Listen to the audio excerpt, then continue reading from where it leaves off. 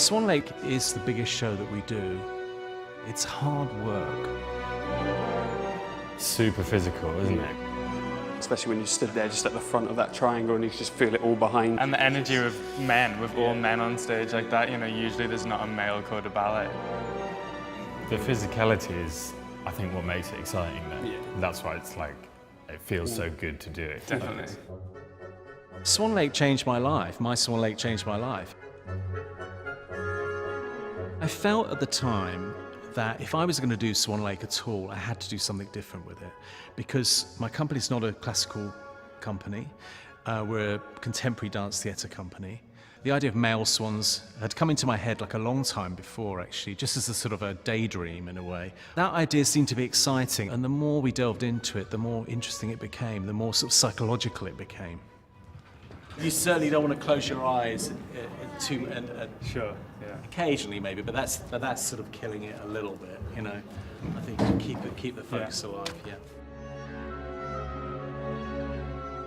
I remember the first time I watched this role, and it really struck me, like, from the first moment I ever saw it. All the men dancing, the power, the grace, the jumps, the excitement.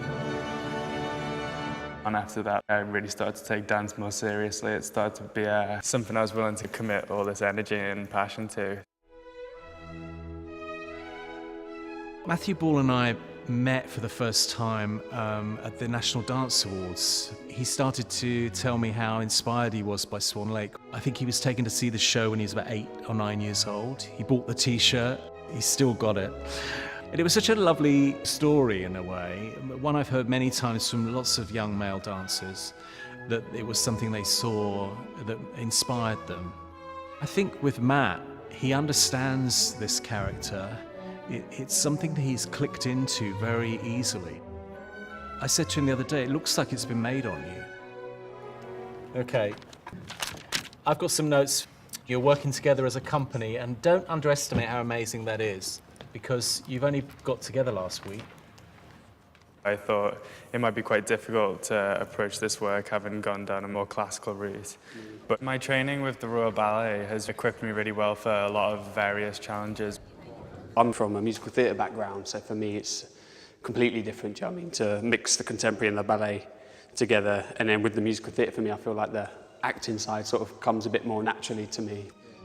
It's kind of the perfect blend for me. I always really wanted to do this particular role. It was the first Matthew Bourne that I saw.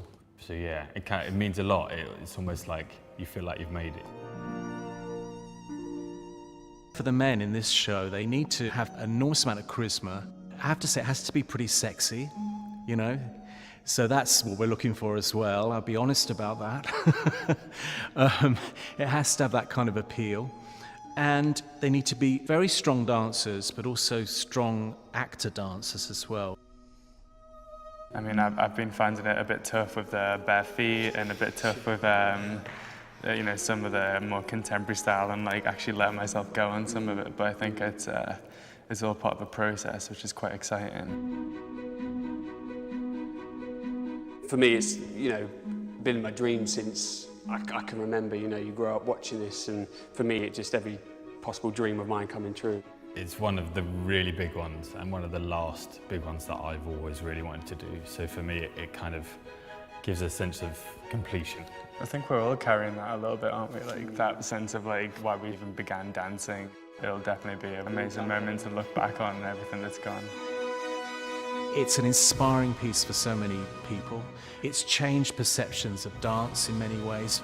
It still has the power to move people and affect people. And that's why we still do it, and that's why we still love it.